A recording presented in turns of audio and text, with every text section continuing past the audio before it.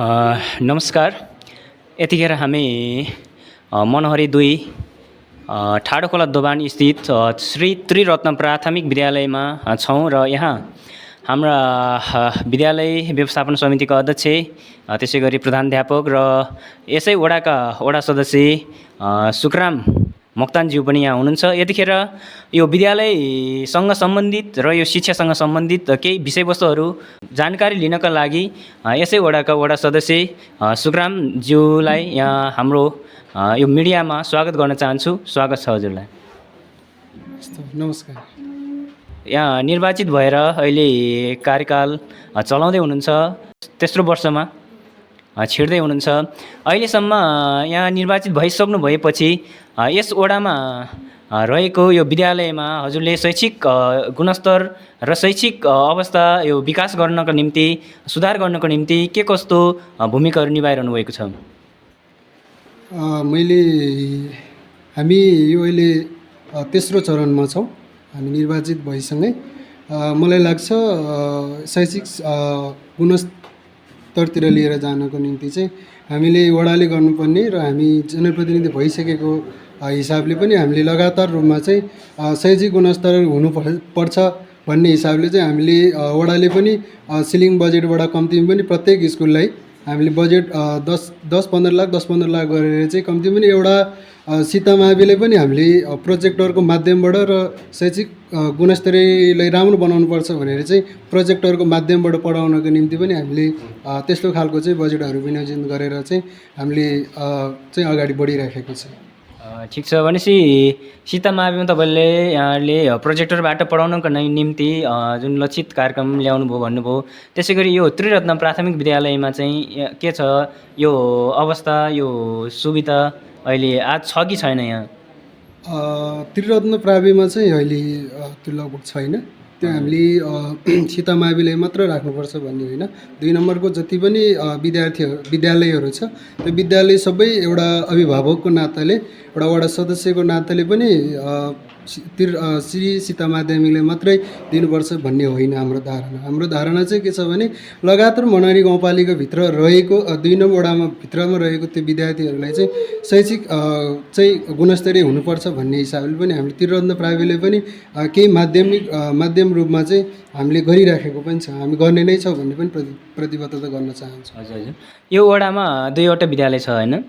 2वटा विद्यालयमध्ये श्री सीता माध्यमिक विद्यालय भुन्डुङटाँडीमा छ भने यो त्रिरत्न प्रावि यहाँ तल दोमानमा छ। यो त्रिरत्न प्रावि माथिको श्री सीता भन्दा पनि अझ पुरानो भन्ने पनि सुनेको छु होइन?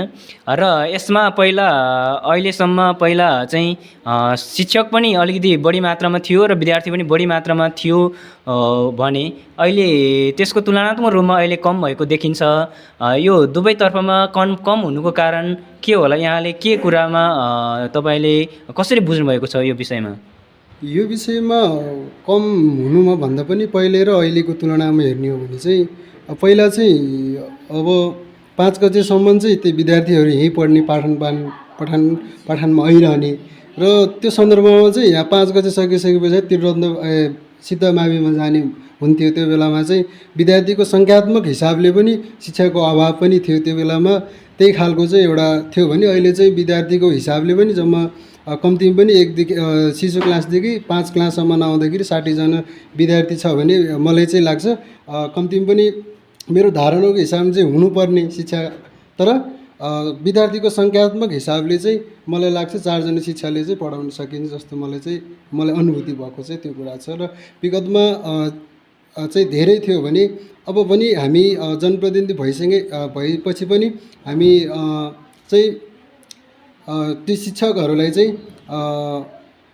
अथवा कहीँ न कहीँबाट अथवा वडाले एउटा बजेट विनियोजन गरेर हुन्छ कि अथवा के गरेर हुन्छ, हामी यो त्रिरत्न प्राविले पनि एउटा निजी स्रोतमा चाहिँ अझै 2 जना जति शिक्षकलाई चाहिँ नियुक्ति गराएर पढाउने पनि मैले यहाँबाट यो जानकारी पनि गराएँ। हामी वडा सदस्यको हिसाबले पनि हामी त्यो मिटिङ बस्दा पनि त्रिरत्न प्राविले चाहिँ अहिले यसो ठ्याक्कै हेर्दाखेरि चाहिँ शिक्षकको चाहिँ अभाव भएको हुनाले चाहिँ मैले के प्रतिबद्धता गराउन चाहन्छु भने अबको यो बजेटमा चाहिँ शिक्षक क्षेत्रमा पनि यही लगानी गर्नुपर्छ भन्ने खालको चाहिँ हामी मिटिङमा चाहिँ मोटामोटी अध्यक्षज्यू हामी बसेर चाहिँ छलफल गर्नेछौँ। ठिक छ, तपाईँले उठाउनु भएको विषय जुन वडा सरकारबाट हेर्ने विषय दुईजना शिक्षक फेरि थप गरेर अध्यापनको लागि व्यवस्थापन गर्ने भन्ने विषय एकदम राम्रो लाग्यो। र यहाँको वस्तुस्थिति हेर्दाखेरि विद्यार्थीको सङ्ख्या र टिचरको सङ्ख्यामा लगभग धेरै अन्तर देखिन्न। तर यो विद्यार्थी सङ्ख्या भनेको अब कक्षा कोठाको मापदण्डले 45 जना चाहिँ एउटै कक्षा कोठामा पनि राख्न सकिन्छ र त्यो 45 जनालाई एउटा टिचरले काफी हुन्छ। तर यहाँ त क्लासको हिसाबले त 5वटा क्लास 5 कक्षासम्म र शिशु इसिडी गर्दाखेरि 6वटा क्लास हुन्छ। 6वटा क्लासमा प्रत्येक घन्टीमा सबै क्लास चाहिँ प्याकअप हुनको लागि यहाँ चाहिँ टिचरको अभाव अवश्य नै देखिन्छ। त्यसको निमित्त प्रत्येक घन्टीमा चाहिँ शिक्षक प्रत्येक क्लासमा पुग्नको लागि कम्तीमा पनि त्यहाँ 6 जना टिचर आवश्यक देखिन्छ। यो विषयमा के छ, अब थप 2 जना गरियो भने त्यो हुने देखिन्छ। यसको निमित्त यहाँले वडा सरकारबाट जो पहल कदमी एउटा लिन खोज्नु भएको छ त्यो राम्रो विषय छ। र यसमा आगामी दिनहरूमा के छ, यो अहिले भर्खरै केही समय अगाडि यहाँ प्राथमिक तहका स्थायी टिचरहरू सरुवा भएर आफ्नो ठाउँमा आइपुगे, तर यो त्रिरत्न प्राथमिक विद्यालयमा आइपुगेन। यसको कारण के होला? यसको कारण भन्दा पनि अब प्राथमिक तहमा चाहिँ किन आउन मानेनन् त्यो चाहिँ शिक्षकहरूमै भर पर्ने कुरा हो होइन। त्यो मैले भनिराख्नुपर्छ जस्तो मलाई लाग्दैन, किनभने एउटा कतिपयको मान्छेहरूको चाहिँ कस्तो सोचहरू हुन्छ भने म स्कुलमा चाहिँ प्राध्यापकको हिसाबले जान्छु, प्राथमिक तहमा चाहिँ आउन नमान्ने त्यस्तो खालको पनि छ होइन। कोहीले चाहिँ प्राथमिक तहमा नै गएर एउटा आनन्दले त्यहाँ पढाइ गर्नु पर्दैन, त्यहाँ चाहिँ आनन्दले बसिन पाइन्छ भन्ने हिसाबले पनि प्राथमिक तहमा चाहिँ भएर नै सरहरू आउने गर्छन्। तर चाहिँ प्राइभेट तहमा चाहिँ मान्छे तेस्रो हिसाबले पनि जान खोज्ने रहेछन् चाहिँ मैले त्यो अनुभूति गरेको छु होइन। अब पक्कै नै मलाई लाग्छ कम्ती पनि हामी विविध अध्यक्षसँग छलफल गराएर कम्ती पनि प्राथमिक तहमा पनि चाहिँ राम्रो एउटा शिक्षाको चाहिँ गुणस्तरीय शिक्षाको चाहिँ हेड सरदेखि चाहिँ सरुवा गर्नेदेखि लिएर आउनेदेखि लिएर त्यो चाहिँ त्यो पनि हामी ले नै छलफल गराएर नै ल्याउने वातावरणको सिर्जना हामी गर्नेछौँ। ठिक छ, यो विषयमा प्राथमिक तहमा जान नमान्ने त भन्नुभयो, तर योभन्दा अगाडिको शिक्षक चाहिँ जो स्थायी शिक्षकको एउटा खुल्या थियो त्यतिखेर चाहिँ प्राथमिक तहकै हो त्यो। र प्राथमिक तहमा अब सरकारले होस् या अथवा स्थानीय सरकारले या जिल्ला शिक्षा समन्वय कसले हो होइन त्यो मिलाउने, त्यहाँ चाहिँ शिक्षक अब यो फलानु ठाउँमा फलानु स्कुलमा भनेर उनीहरूले तोकेरै पठाउने हो। तोकेर पठाइसकेपछि जान बाध्य नै हुन्छ होइन। त्यो सरुवा गर्ने अब स्थानीय आफ्नो एउटा नजिकको नाताले होइन त्यो आफूलाई पाइपर्ने ठाउँमा जान्छु भनेर अहिले हुँदैन। त्यो विषयमा यहाँको स्थानीय सरकार अथवा यो विद्यालय व्यवस्थापन समिति अथवा विद्यालयबाट पहल नभएको हो कि अथवा गाउँपालिकाबाट पहल नभएको हो, के छ यो विषयमा? हामी जनप्रतिनिधिले गर्ने होइन त्यो कुरो, कम्ती पनि स्थायी तहको हुन त यो 2 नम्बर वडाको अभिभावकको नाताले पनि म यहाँले के आग्रह गर्न चाहन्छु भने त्यो शिक्षालाई तलमाथि अथवा यो ठाउँमा उसलाई यो ठाउँमा कोटा त्यो हामीले सिर्जना गर्ने होइन, त्यो पालिका आफैले पनि गर्ने हो। त्यो अधिकार चाहिँ हामीलाई छैन।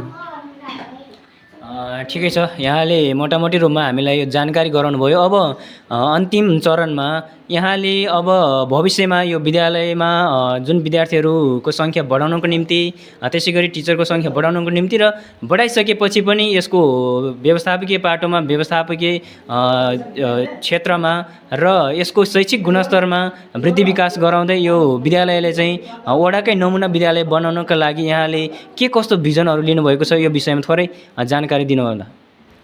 मैले मेरो भिजनमा चाहिँ कम्तीमा पनि यो हामी 2 नम्बर वडाको जति पनि विद्यालय छ त्यो भित्रमा कम्तीमा पनि आफ्नो बच्चालाई राम्रो हिसाबले पढाउनको निम्ति शिक्षकको मात्रै भूमिका हुँदैन, त्यहाँनिर चाहिँ अभिभावकको पनि एउटा राम्रो भूमिका हुनुपर्छ भन्ने मलाई लाग्छ। यदि अभिभावकले पनि मेरो बच्चाले पढाउनुपर्छ, एउटा शिक्षा क्षेत्रमा लगानी गर्नुपर्छ भन्ने हिसाबले पनि त्यो बच्चालाई राम्रोसँग स्कुल पढाउने, राम्रोसँग चाहिँ कपी कलमहरू लिएर ब्यागधरि लिएर चाहिँ अहिले त्यो अभिभावकले राम्रोसँग हेरचाह नगरेको कारणले पनि अहिले यो 2 नम्बर वडाबाट चाहिँ कम्ती पनि त्यो विद्यार्थीहरू फेल भएको र धेरै शिक्षकमा शैक्षिक गुणस्तरहरू खस्केको अवस्था छ। मेरो धारणा चाहिँ के छ भने मेरो विषयमा मलाई लाग्छ कम्ती पनि ती अभिभावकको आँखा खुलेर ती अभिभावकले मेरो बच्चाले लगानी गर्नुपर्छ भन्ने हिसाबले चाहिँ अगाडि बढ्यो भने चाहिँ त्यो बच्चाले कम्ती पनि राम्रोसँग पढ्न सक्छ भन्ने मेरो धारणा छ। ठिक छ, पछिल्लो चरणमा यहीँ पढ्ने अध्ययन गर्ने विद्यार्थीहरू पनि यहाँ चाहिँ राम्रो पढाइ भएन अथवा टिचरको अभाव भयो भन्दै केही विद्यार्थीहरू निकालेर अन्यत्र स्कुलतिर अथवा बोर्डिङतिर हालेको पनि स्थिति छ।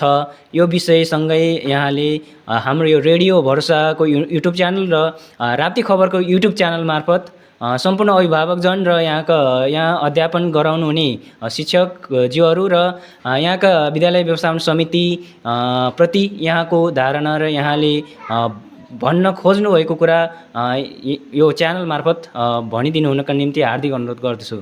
मैले चाहिँ यो च्यानल मार्फत के भन्न चाहन्छु भने कम्तीमा पनि विद्यालय व्यवस्थापन समितिका अध्यक्षज्यू र यहाँ प्रको निम्ति चाहिँ निरन्तर रूपमा एउटा शिक्षा चाहिँ दिनुपर्छ भन्ने हिसाबले आउनुभएका ती अझै पनि हामी जनप्रतिनिधिलाई चाहिँ यस्तो गरौँ है भन्ने खालको एउटा उत्साहजनक चाहिँ एउटा कार्यक्रम ल्याएर चाहिँ वडासम्म ल्याएर विद्यालय व्यवस्थापन समिति अध्यक्षज्यू र उहाँ मिलेर चाहिँ कम्तीमा त्यो कुरालाई लिएर आयो भने चाहिँ हामी निकै नै गर्वका साथ हामीले के गर्नुपर्ने हामी निरन्तर रूपमा यो वडामा चाहिँ समृद्ध बनाउने पाटोतिर हामी निरन्तरता लाग्ने नै छौँ।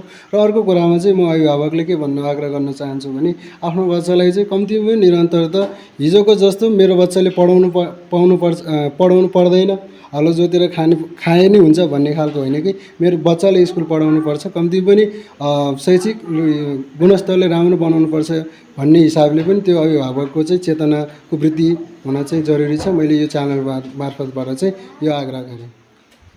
धन्यवाद। यहाँले आफ्नो महत्त्वपूर्ण समयलाई थाँती राखेर हामीलाई यो समय दिनुभएको छ, यसको निम्ति तपाईँलाई धन्यवाद दिन चाहन्छु। हस्त, धन्यवाद। हस्त, धन्यवाद।